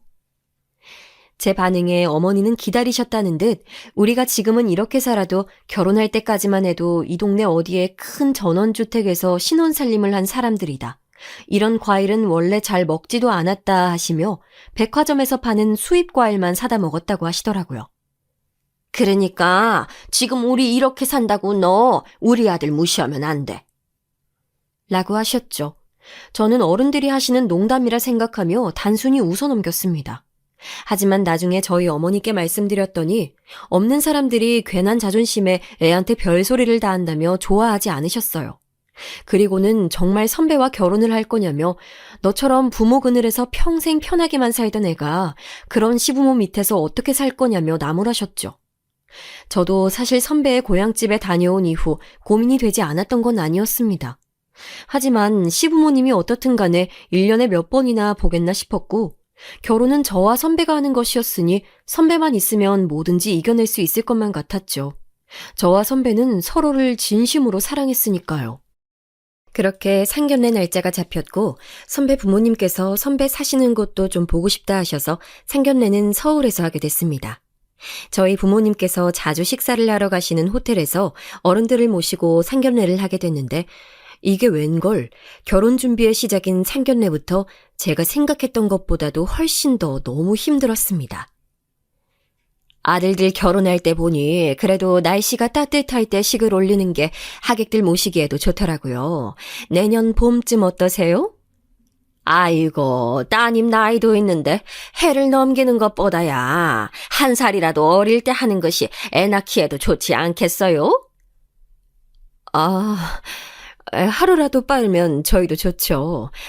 그럼 아이들 신혼집은 생각해둔 것이 있으세요? 안 그래도 오늘 아들내미 월세집 다녀오는 길이에요. 집이 깨끗하고 세간살이도 다 있어서 몸만 딱 들어가면 되겠던데요. 그래도 둘 다 나이도 있고 아이도 낳을 거라면 방이라도 하나 더 있는 곳이 낫지 않을까요? 그거야 지들이 둘이 살면서 차차 늘려가면 될 일이죠. 저희 어머니는 말문이 막히셨는지 깊은 한숨을 몰아쉬시며 앞에 놓인 냉수만 벌컥벌컥 들이키셨습니다. 상황을 가만히 지켜보고 있을 수밖에 없었던 선배도 아무래도 안 되겠다 싶었는지 자신의 직장에서 이율이 낮게 주택자금 대출을 받을 수 있는 방법이 있다면서 제 직장 근처로 저와 함께 알아보면 된다고 서둘러 나서서 얘기를 했습니다. 그러자 선배의 어머님께서 갑자기 버럭하시며 결혼하면 금방 애도 생길 텐데 애엄마가 일을 그만둬야 할 수 있는데 혼자 벌어서 대출은 무슨 대출이냐며 언성을 높이셨습니다. 아까부터 자꾸 하루라도 빨리 애를 낳아야 할 것처럼 얘기하시는데 요즘 나이 31에 봐야 우리 때랑은 달라서 한창 일할 나이지 애 키울 나이는 아니에요. 당연히 보통이 아니신 선배 어머니도 절대 지지 않으셨죠. 아이고, 그거야 요즘 애들이 워낙 능력이 없어서 결혼들을 못하니까 하는 말이지. 여자가 시집을 왔으면 손주부터 낳아주는 게 당연한 순서죠. 손주를 낳아주다뇨? 그게 도대체 어느 나라 법이랍니까? 지들이 낳고 싶으면 낳고 아니면 마는 거지. 부모가 해준 것도 없이 이래라 저래라는 건 너무 간섭하는 것 같은데요. 순간 식사 자리는 차갑게 얼어붙었습니다. 마주보고 있던 저와 선배는 아무 말도 하지 못한 채 쩔쩔매고 있었죠. 그때 상황만 조용히 지켜보고 계셨던 저희 아버지께서 말문을 여셨습니다. 이미 두 아들이 장가를 갈 때에도 각각 집을 해줬으니 딸아이에게도 똑같이 해주고 싶다고 하시며 신혼집은 저희 쪽에서 준비를 하겠다고요. 저희 엄마는 머리가 지끈거리시는지 손으로 이마를 짚으셨고 선배 부모님께서는 그렇게 해주시면 아이들이 시작부터 얼마나 안정적으로 지낼 수 있겠냐며 상견례를 시작한 이후 가장 밝은 얼굴로 좋아하셨습니다. 저와 선배 얼굴은 뜨겁게 달아올라 있었고요. 저는 물론 선배와 너무도 결혼을 하고 싶었습니다. 하지만 상견례를 하고 난 이후 왜인지 기분이 좋지 않았습니다. 상견례가 끝나고 저희 어머니는 아버지에게 그런 얘기를 뭐하러 했냐 화를 내셨지만 아버지께서는 둘이 좋아 결혼을 하겠다는데 집이야 누가 됐든 해줄 수 있는 사람이 해주면 되지 않겠냐 하시며 그게 고마운 줄 알면 선배도 제게 더 잘하고 시부모 될 사람들도 제 눈치를 조금이라도 보지 않겠냐 하시더라고요. 저는 그렇게 부모님의 걱정 속에 결혼을 정식으로 허락받게 됐습니다. 물론 상견례는 완벽하다 할 순 없었지만 그래도 결혼 준비를 하는 동안은 선배와 행복한 시간을 보냈어요. 마침 제 직장과 선배의 직장 중간 지점에 적당한 아파트가 있다며 아버지께서 일찌감치 알아봐 주셔서 계약을 했습니다. 평수는 크지 않았지만 그래도 주변에 공원도 있고 학교도 있으니 아이 하나 정도는 낳고 살 수 있을 정도의 집이라 생각했죠. 저를 시집 보내며 저희 부모님은 돈도 돈이었지만 이런저런 사소한 것들까지 신경 쓰시느라 바쁘셨지만 선배의 부모님께서는 마치 남의 일처럼 아무 관심이 없으셨습니다. 저는 딱 한 번 선배에게 부모님께서는 결혼 준비가 궁금하지 않으신 것 같다고 물었었는데 선배는 아무래도 당신들이 해줄 수 있는 게 없다 보니 그런 것 같다면서 오히려 선배는 그런 부모님이 안쓰럽다고 하더라고요. 저는 결혼 준비로 온 신경을 쓰고 계시는 저희 부모님이 더 안쓰럽고 죄송스러웠는데 말이죠. 이런 게 바로 결혼한 언니들이나 친구들이 말하던 동상이몽인가 싶더군요. 그런데 동상이몽이라 느끼게 생각한 사건은 여기서 끝나지 않았습니다. 어쩌면 이제 시작인지도 몰랐죠. 선배와 저의 결혼식이 한 달 정도 남았을 때였나요? 주말에 서울에 다른 친척분의 결혼식이 있으시다며 예비 시부모님께서 서울에 올라오셨습니다. 결혼식은 토요일 낮이었는데 부모님은 가게 문까지 닫으시며 금요일 오전에 일찍 올라오신다는 것이었습니다. 저는 오랜만에 아들도 보고 서울 구경도 하실 겸 일찍 올라오신 것 같아 마음이 쓰여 서울 중심가에 호텔이라도 예약을 해드려야 되겠다 싶었죠. 그런데 돌아온 선배의 말은 저를 경악하게 했습니다. 나도 그러려고 했는데 어머니께서 우리 집이 있는데 뭐하러 돈을 쓰냐고 하시네? 우리 집? 우리 신혼집. 거기 아직 비어있으니까 하루만 주무시고 가시면 된다고. 신혼집이 좀 오래된 아파트였고 진작 비어있던 집이라 저희 부모님께서 인테리어까지 새로 해주시겠다며 일찌감치 계약을 해주신 것이었는데 바로 얼마 전에 도배를 마치고 가구들까지 들여놓은 신혼집에 저희가 살기도 전에 그 집에서 주무시겠다는 말이었습니다. 그게 말이 돼? 내가 지금 당장 호텔 예약할 테니까 거긴 절대 안 돼. 왜 그렇게 예민하게 굴어? 우리 부모님이 거기서 자면 그 집이 닳기라도 해? 그런 얘기가 아니잖아. 앞으로 아들 살 집이 궁금해서 그러시는 건데 좀 이해해 줄 순 없어? 당신들이 해준 게 없어 대놓고 보고 싶다 말도 못 하시는 건데 제가 먼저 얘기해 줄 순 없었냐고까지 하더라고요. 저는 제게 이렇게까지 말하는 선배의 모습도 너무 낯설었고 자꾸만 자신의 부모의 입장에서만 얘기하는 것도 받아들이기 힘들었습니다. 혼란스러움에 아무 말도 하지 못하고 있는 제게 선배는 그럼 알았다며 그냥 본인의 자취방에서 부모님을 재우겠다고 하더라고요. 저는 졸지에 시부모님을 무시하고 문전박대한 못된 며느리가 된 것만 같았습니다. 살면서 이런 기분은 처음이었죠. 저는 할 수 없이 집에 가구만 있지 아직 가전제품도 없어서 지내시기 불편하실 거라는 생각에 그런 것이라고 말을 돌렸습니다. 그랬더니 선배는 기다렸다는 듯 걱정하지 말아라. 부모님이 지내시는 동안 필요한 것들은 자신이 다 알아서 하겠다고 하더라고요. 그래도 금세 기분이 풀려 좋아하는 선배의 모습을 보니 어쩌면 제가 언제나 부모님에게 응성만 부리며 자라 선배의 마음을 이해하지 못했나 하는 생각도 들더군요. 그래봐야 하룻밤인데 제가 너무 인색했다 싶었죠. 그런데 신혼집 사건은 여기서 끝나지 않았습니다. 그 주 일요일에 냉장고와 몇 가지 가전제품이 들어오기로 되어 있어 제가 일요일 오후에 신혼집에 들리려고 했는데 선배는 굳이 본인이 가겠다고 하더라고요. 저는 좀 이상하다 싶었습니다. 그래서 상품을 제가 골랐으니 디자인이나 위치 이것저것 확인할 게 있어 제가 가야 한다고 했더니 그제서야 말을 하는데 그 전날 결혼식이 끝나고 예비 시부모님들께서 친척들에게 저희 신혼집을 자랑하시고 싶어 몇 분을 모시고 와 술판을 벌였다는 것이었습니다. 그래서 일요일 오전인 지금까지도 아직 친척분들이 신혼집에 계시다고요. 저는 목구멍까지 올라오는 말들이 많았지만 꾹 삼켰습니다. 어쩌겠습니까? 선배의 잘못도 아니었고 제 시부모님 되실 분들이 일반적이지 않다는 것은 저도 이미 알고 있었으니 말입니다. 저는 알겠다고 그럼 선배가 신혼집에 가 있으라고 했습니다. 저는 부모님이 내려가시고 가보겠다고 했어요. 제가 신혼집에 가지 못할 이유는 없었지만 지금 이런 기분을 하고 예비 시부모님까지도 모자라 난생 처음 보는 친척분들 앞에서까지 아무렇지 않은 척 웃을 수는 없을 것 같았거든요. 저는 제가 아무리 이해할 수 없는 분들이라도 지방에서 장사를 하시는 시부모님이 서울에 올라오셔봐야 몇 번이나 올라오실까, 그리고 제가 그 집에 가봐야 몇 번이나 갈까 하는 마음과 무엇보다 제 남편, 제 첫사랑 선배가 제 곁에서 지금처럼만 있어준다면 남들이 다 힘들다고 하는 결혼 생활도 잘 견디고 살아갈 수 있을 거라 생각했습니다. 그래서 결혼식 날 저는 누구보다도 행복한 신부였죠. 부모님을 보며 우는 신부들을 많이 봐왔지만 제 얼굴에는 결혼식이 끝날 때까지 웃음이 끊이질 않았어요. 어머니와 아버지가 서운하다 하실 정도로요. 그렇게 제가 꿈꿔왔던 신혼생활이 시작됐습니다. 친구들도 모두 다 저를 부러워했어요. 자상하고 잘생긴 첫사랑과 결혼에 성공한 것도 모자라 결혼과 동시에 집까지 장만하고 시댁은 멀리 떨어져 있으니 아둥바둥할 것 없이 둘만 행복하게 살면 그만이라면서요. 저는 둘 사이에 예쁜 아이만 하나 생기면 더할 것 없을 것이라 생각했습니다.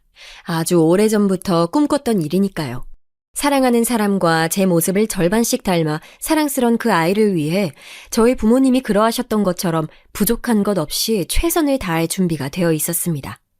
그런데 예상치 못한 사건이 또 기다리고 있었어요. 주말을 앞두고 남편과 와인 한잔하며 느긋한 시간을 보내고 있었는데 전화벨이 울렸습니다. 전화를 받은 남편의 얼굴이 하얗게 창백해지는 모습에 저도 놀라 무슨 일이냐 물었죠. 부모님께서 지금 서울이시래. 다급하게 나가려 겉옷을 챙겨 입는 남편에게 이 밤중에 서울엔 무슨 일로 오셨냐 물었더니 남편은 아무래도 심상치 않다며 우선 집으로 모셔와야겠다고 하더군요.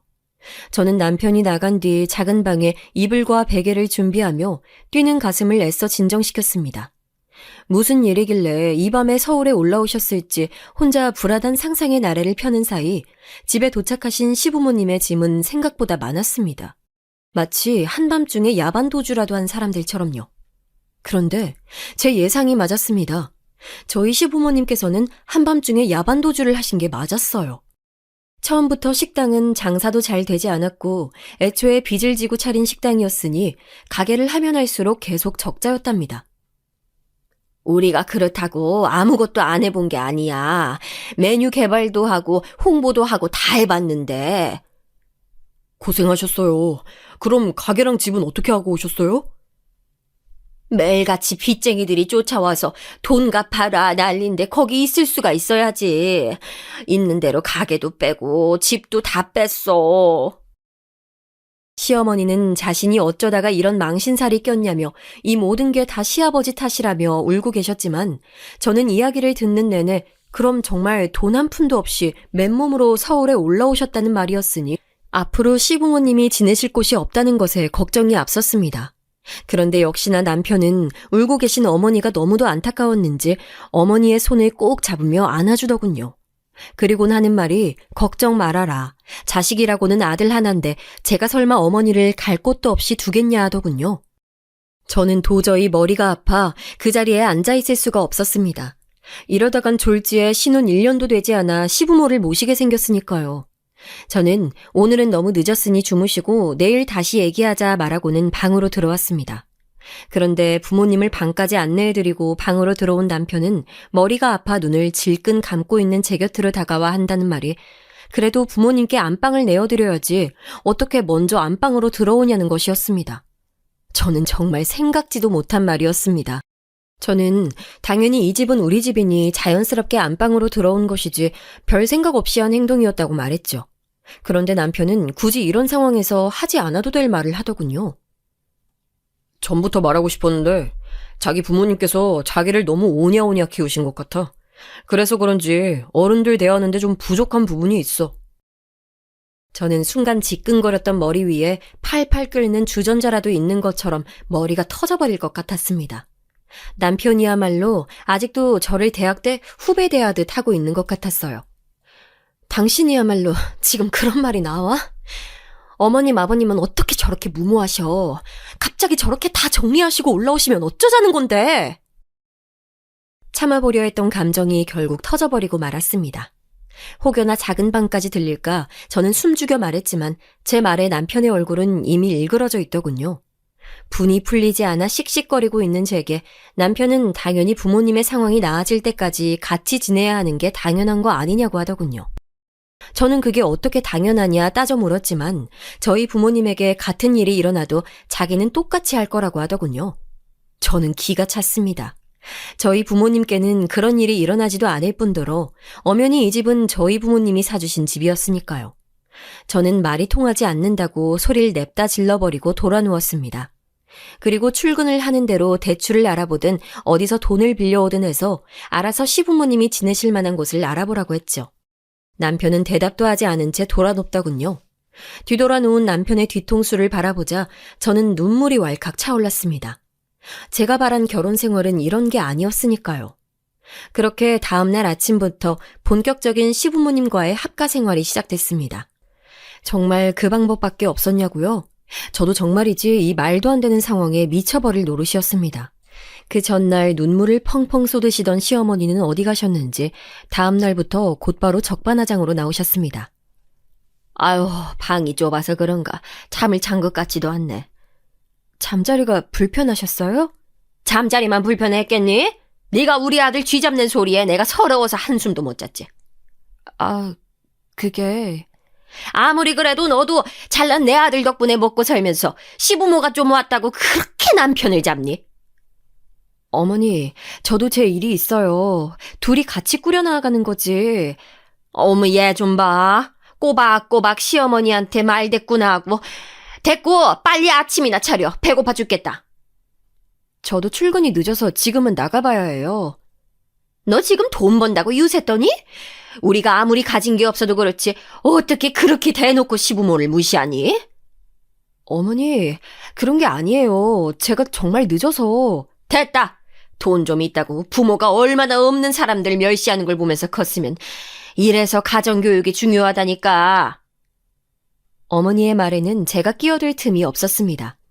그러고는 자신들도 서울에서 먹고 살 방법을 찾을 때까지만 이 집에서 신세를 지는 것이고 생활비도 꼬박꼬박 줄 테니 걱정하지 말라면서요. 저는 도저히 할 말이 없어 어머님 편하신 대로 하시라고 얘기하고는 집을 나왔습니다. 저를 따라 나오는 남편의 얼굴을 보고 싶지 않아 그대로 택시를 타고 곧바로 친정으로 가버렸습니다. 부모님께 어젯밤에 있었던 일부터 결혼 전 친척들까지 끌고 와 저희도 없는 신혼집에서 술판을 벌인 일까지 몽땅 다 얘기를 해버렸죠. 저희 부모님은 애초에 상식이 없는 사람들인 건 알고 있었지만 무슨 그런 사람들이 있냐며 화를 내셨습니다.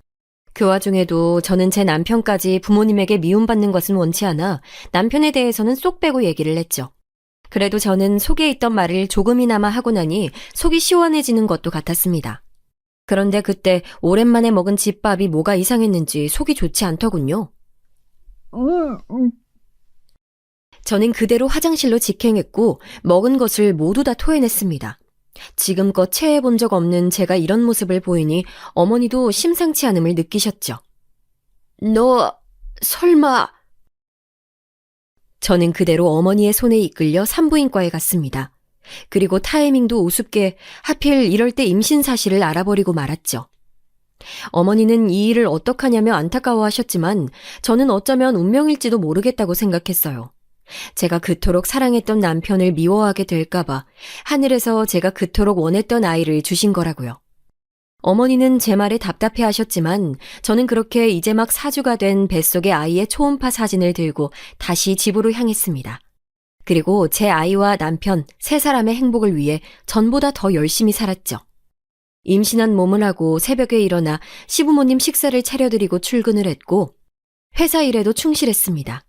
그리고 최대한 시부모님의 신경을 건드리지 않기 위해 노력했습니다. 괜한 문제가 생겨서 시부모님과 사이가 틀어지면 그게 다 제 스트레스로 아이에게 좋지 않은 영향을 미칠 게 뻔하니까요. 제가 잘하면 잘할수록 시어머니의 만행은 날로 심해지는 것 같았지만 버텨야 했습니다. 그리고 혹시나 친정에 얘기하면 이혼 얘기를 하실까봐 일체 말하지 않았습니다. 제 뱃속엔 가장 소중한 아이가 있었으니까요. 그렇게 10개월을 버텼고 저는 새벽에 진통을 느끼고 병원에 갔습니다. 행복이라 생각했던 출산은 생각보다 버거웠습니다. 10시간을 넘게 진통했지만 도무지 아이가 내려오지 않아 결국 수술을 하게 됐죠. 수술을 결정하고도 저는 성치 않은 몸으로 시어머니의 잔소리를 걱정하고 있었습니다. 임신한 내내 아이는 무조건 자연분만을 해야 한다고 얘기하셨으니 제가 수술을 한 사실을 알면 분명 몸이 약하네 뭐네 하실 게 뻔했으니까요. 저는 딸을 무사히 낳았고 일주일간 병원에 입원해 있다 퇴원했습니다. 집에 돌아온 다음 날 저는 새벽 내내 아이를 돌보느라 잠을 자지 못해 오전에도 아이와 잠이 들어 있었는데 갑자기 문을 벌컥 열고 시어머니가 들어오시는 것이었습니다. 아들도 아니고 딸이나 낳은 주제에 몇 시까지 잠을 퍼질러 자는 거야? 라는 말로도 모자라 지금 당장 아침밥을 차리라며 자는 아이를 보고도 고래고래 소리를 질러 대셨습니다. 남편이 없을 때는 더 심하게 구셨던 거야 진작에 알고 있었지만 아이 앞에서까지 저렇게 구시는 걸 보니 도저히 답이 없다 싶었죠. 저는 떠지지도 않는 눈을 비비며 주방으로 걸어 나왔습니다. 어머니, 제가 오늘은 몸이 너무 안 좋아서요. 빵 사다 놓은 게 있으니 그거 드릴게요. 남들 다 아는 자연분만도 못하고 아들도 못 낳은 주제에 이제는 시부모한테 빵을 먹으라고? 아침만요. 점심은 제대로 차려드릴게요. 넌 도대체 할 줄 아는 게 뭐니? 됐고, 지금 당장 반찬에서 빨리 상 차려. 그만 좀 하세요! 어머어머머, 얘 소리 지르는 거 봐. 옛날 같으면 아들 못 낳으면 소박도 당했어. 이게 지금 무슨 소리야? 그때 마침 저희 친정 부모님께서 제가 먹을 미역국과 반찬들을 가지고 오셨다가 제가 시어머니에게 일방적으로 당하고 있는 모습을 보시고야 말았습니다. 지난 10개월 동안 제가 별말 없길래 잘 지내고 있는 줄 알고 있었는데 이런 모습은 상상조차 못하신 거였죠. 그 자리에서 이성을 잃으신 저희 어머니는 그대로 작은 방으로 들어가 시부모님의 짐을 싸기 시작하셨습니다. 시어머니께서 이게 무슨 짓이냐 소리를 지르니 저희 어머니께서는 지금 당장 딸과 손녀를 데리고 집으로 돌아갈 거고 나가는 길에 이 집을 내놓을 것이니 지금 당장 나가라고 소리를 지르셨죠. 그러자 시어머니는 이 집을 왜 마음대로 내놓느냐, 이 집은 우리 아들 집이기도 하다라며 역시나 뻔뻔하게 나오셨죠. 그러시면서 하는 말이 헤어지면 집도 다 반반이라는 말도 안 되는 소리까지 하셨어요. 저도 조용히 나가고 싶었습니다. 하지만 지난 시간들을 돌이켜보니 제가 지금까지 가정을 지키기 위해 시어머니의 모진 말과 시집살이를 참아왔던 제 인생이 다 서럽더라고요. 이거 받으세요. 이게 뭐야? 어머님이 이 집에 계시면서 먹고 쓰고 사다 나르신 생활비요. 뭐? 너 지금 이걸 다 적어놨다는 거야? 제가 아니고요. 어머님 아드님이 생활비 때문에 대출받는다길래 저희 아버지께서 돈을 빌려주셨어요. 여기 공증까지 받은 계약서예요. 가족끼리 그런 게 어딨어? 좀 나눠 쓸 수도 있는 거지? 네, 그랬습니다. 시부모님이 집에 들어오신 이후에 하루가 멀다 하고 저희 부부는 싸웠어요. 시집살이야 제가 참으면 그만이었지만 매일같이 아들 카드를 긁어대시는 시어머니 때문에도 많이 다퉜죠. 시어머니의 씀씀이를 제가 감당할 수 없다고 화를 내자 남편은 너무도 당당하게 앞으로 시부모님의 생활비는 자신이 알아서 하겠다고 했고 결국은 대출까지 받아야 하는 상황에까지 놓이게 돼 저희 아버지에게 또 손을 벌리고야 말았죠. 더 이상 아버지도 이대로 봐줄 수는 없다고 생각하셨는지 돈을 빌려주시며 공증까지 받아놓으셨더라고요. 그럼 이 계약서 좀 잘나신 아드님에게 전해주세요. 사실 저도 이미 지칠 대로 지쳐 있었습니다. 어떻게든 아이를 지키기 위해 참으면 지내온 시간들이 허무하게 느껴졌죠. 저는 그 길로 부모님 댁으로 들어갔고 신혼집은 내놓아 버렸습니다. 남편은 매일같이 친정집으로 찾아와 만나달라 애원했지만 부모님 댁에서 원래 예전의 제 모습으로 편하게 생활하며 아이를 봐주시는 부모님까지 계시니 저도 더 이상 힘들게 살고 싶지 않았어요. 드디어 제가 멍청하게 붙들고 있던 첫사랑이라는 가면 속에서 벗어난 것이었죠. 저는 오히려 홀가분해졌고 다시 부모님의 보살핌을 받으며 행복한 싱글맘으로 살고 있습니다.